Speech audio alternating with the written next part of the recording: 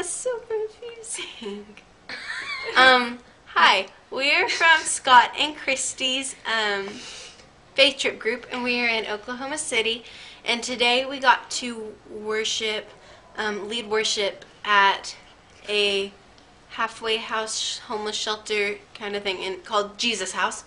And it was so awesome being able to see all of these recovering addicts into worship, and it was just such a blessing. And we got to go and paint houses for two guys that moved into a really scary neighborhood trying to disciple.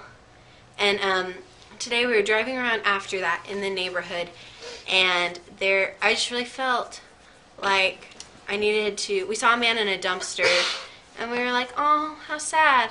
And we kind of drove by.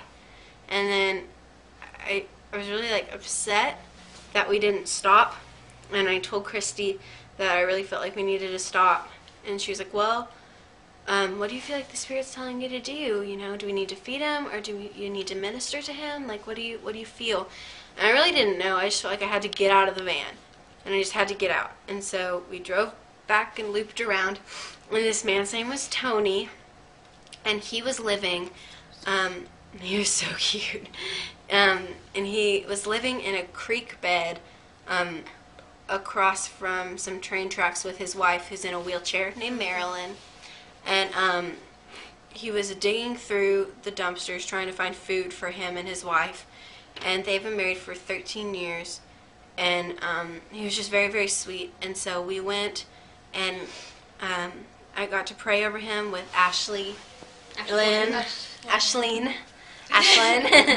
I'm sorry, Ashlyn and Tim.